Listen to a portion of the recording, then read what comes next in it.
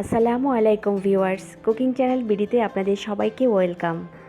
সাধারণত শীত এলেই আমরা পিঠার কথা ভাবি, কিন্তু কিছু কিছু পিঠা আছে যা যে কোনো সময় বানিয়ে বিকেলে নাস্তায় বা বাসায় গেস্ট আসলে সার্ভ করতে পারি।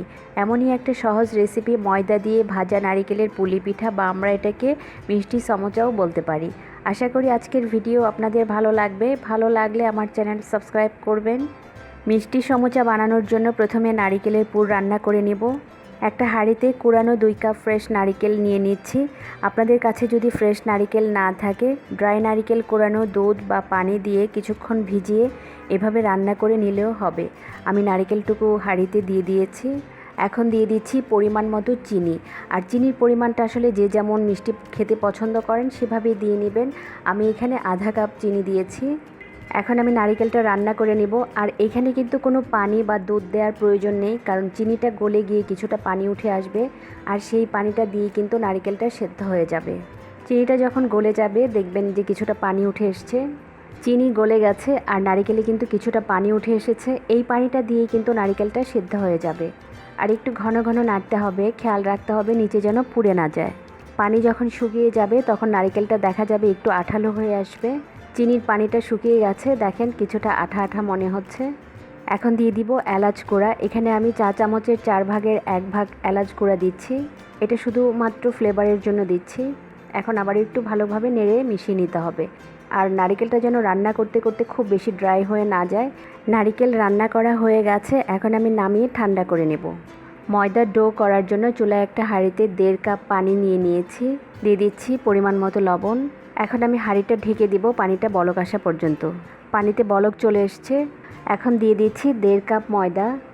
ময়দাটা দিয়ে একটা কাঠি দিয়ে নেড়ে দিতে হবে। এখানে ডোটা কিন্তু খুব বেশি নরম হবে না, একটু শক্ত ডো হবে। হয়ে গেছে, এখন আমি নামিয়ে ঠান্ডা করে ভালোভাবে মাখিয়ে নেব। ময়দার ডোটা আমি একটা বোর্ডের উপর নিয়ে নিয়েছি।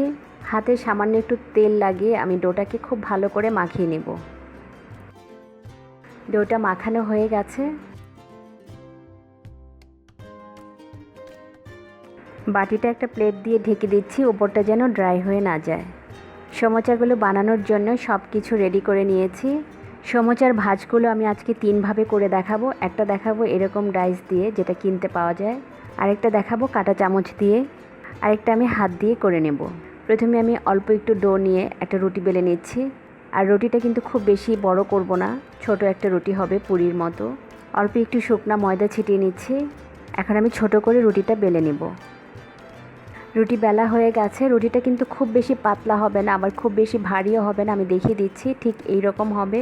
প্রথমে আমি ডাইস দিয়ে করব। আমি ডাইসে একটু তেল লাগিয়ে নিচ্ছি যেন সহজেই খুলে আসে। এখন রুটিটাকে এটার মধ্যে বসিয়ে নিতে হবে। পরিমাণ মতো নারিকেলের পুর ভরে নিচ্ছি। এটা কিন্তু খুবই সহজ, একটু চাপ দিলেই হয়ে যাবে। এভাবে একটু চেপে চেপে রুটির যে বাড়তি অংশটুকু আছে সেটুকু এভাবে ছিঁড়ে নিতে হবে। হয়ে গেছে। আপনারা এভাবেও করতে পারেন। আমি আরেকটা রুটি বেলে দেখিয়ে দিচ্ছি। পরিমাণ মতো নারিকেলের পুর ভরে নিচ্ছি রুটির মধ্যে। এখন রুটিটাকে ভাঁজ করে সমান সমান করে খুব ভালো করে চেপে চেপে লাগিয়ে নিতে হবে। এখন কাঁটা চামচ দিয়ে এভাবে একটু চেপে চেপে দিলেই হয়ে যাবে।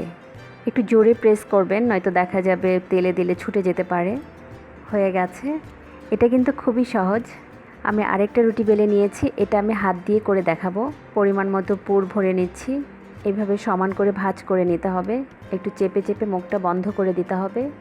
এখন এভাবে চেপে চেপে এভাবে ভাঁজ করে দিতে হবে। আপনারা নিশ্চয়ই দেখতে পাচ্ছেন, আর আমি জানি এটা সবাই পারেন।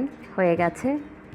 আমি এখানে 3 রকমের ভাঁজ করে দেখিয়ে দিয়েছি। আপনাদের যেটা সুবিধা মনে হয় আপনারা সেটাই করে নিতে পারেন। এটা আমি ডাইস দিয়ে করেছি, এটা করেছি কাঁটা চামচ দিয়ে, আর এটা আমি হাত দিয়ে করেছি। সবগুলো সমোচা বানানো হয়ে গেছে। এভাবে সমোচা বানিয়ে এয়ারটাইট বক্স বা জিপলক ব্যাগে ভরে ডিপ ফ্রিজে সংরক্ষণ করতে পারেন। সমোচাগুলো আমি ডিপ ফ্রাই করব। একটা প্যানে পরিমাণ মতো তেল গরম করে নিয়েছি। এখন আমি একটা একটা করে সমোচা দিয়ে দিচ্ছি। 3টা 4টা একবারে ভেজে নেওয়া যাবে। এক পাশ যখন একটু হয়ে আসবে উল্টিয়ে দিব। এখানে সমোচাগুলো আমি গোল্ডেন ব্রাউন করে ভেজে নেব। সমোচাগুলো একবার উল্টিয়ে দিয়েছি, দেখেন কত সুন্দরভাবে ফুলে উঠেছে। সুন্দর একটা কালার চলে এসছে। সমোচাগুলো ভাজা হয়ে গেছে। এখন আমি একটা ঝাঁঝরি দিয়ে তেলটা ঝরিয়ে তুলে নেব। কতটা ক্রিস্পি হয়েছে আপনারা দেখে নিশ্চয়ই বুঝতে পারছেন। তেলটা ভালো করে ঝরিয়ে প্লেটের উপর একটা টিস্যুর মধ্যে তুলে নিচ্ছি যেন বাড়তি তেলটা শুষে নেয়। দেখেন কতটা ক্রিস্পি হয়েছে। এইভাবে আমি বাকি সমোচাগুলো ভেজে নেব। তৈরি হয়ে গেল মোচমোচে নারিকেলের ভাজা পুলি পিঠা বা মিষ্টি সমোচা। আপনারা বাসায় ট্রাই করবেন। আশা করি ভিডিওটি আপনাদের ভালো লেগেছে। ভালো লাগলে লাইক ও কমেন্ট করবেন আর প্লিজ আমার চ্যানেল সাবস্ক্রাইব করবেন। সবাই ভালো থাকবেন। ভিডিওটি দেখার জন্য সবাইকে ধন্যবাদ। আল্লাহ হাফেজ।